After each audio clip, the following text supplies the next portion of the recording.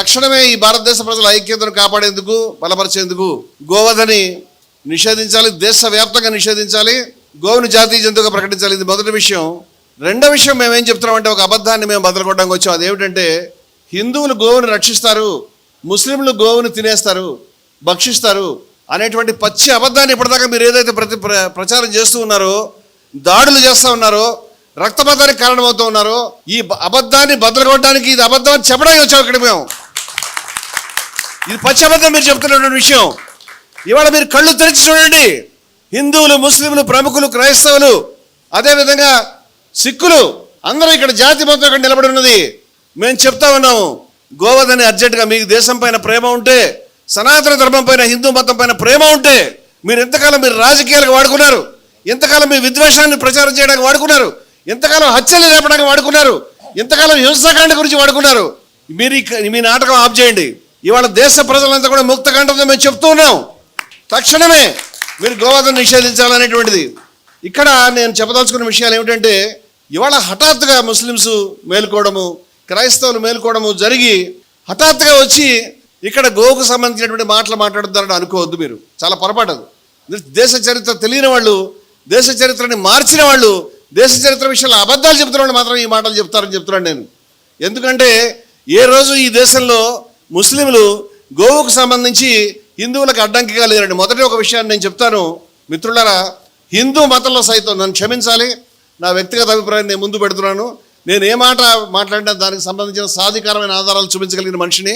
ఈ దేశంలో హిందూ మతంలో, సనాతన ధర్మంలో సైతం Hindus for plurality and equality సంస్థ యొక్క ప్రధాన కార్యదర్శి ఈ విషయాన్ని చెప్తున్నాను నేను. మేము 100 సభల్లో ఈ మాటలు మాట్లాడాము, 100 డిబేట్లలో నేను పాల్గొన్న ఆధారాలు చూపించాను.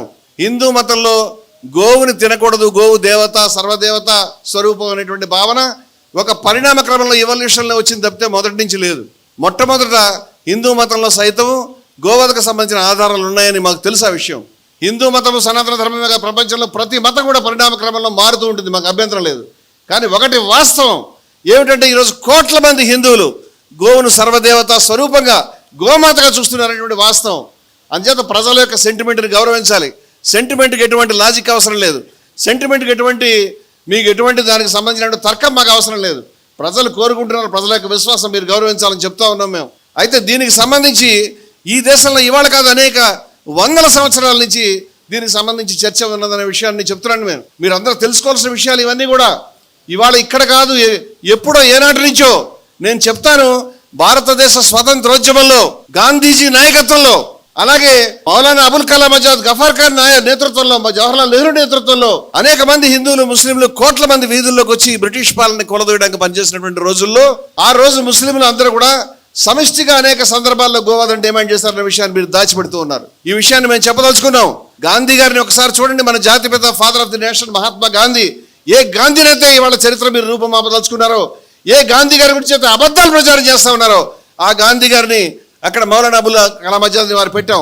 ఎందుకంటే మా వర్కింగ్ ప్రెసిడెంట్ ఇనాయత్ అలీ బాక్రీ గారు దీనికి సంబంధించిన ఫార్మేషన్ సభలో చెప్పారు, మేము గాంధీ పదంలో నడుస్తాం, గాంధీ వాదంలో ఉంటాం, మేము ఎవరి మీద హింసకు పాల్పడం, మేము ట్రక్కులను తగలబెట్టాం, మేము ఎవరి దగ్గర ధర్నాలు పోయి చేయం, మేము ఎవరు ఆఫీసుల మీద దాడులు చేయం, మేము మనుషుల్ని చంపాం, మేము ఈ దేశ యొక్క ప్రజల యొక్క హృదయాలను మేము ప్రతిబింబిస్తూ ఉన్నాం, ఈ దేశం యొక్క హృదయ స్పందనని మేము ప్రతిపాదిస్తూ ఉన్నాం. దేశ్ కా దిల్ కా ధడ్కన్ హై హమ్ జో బోల్ రహే.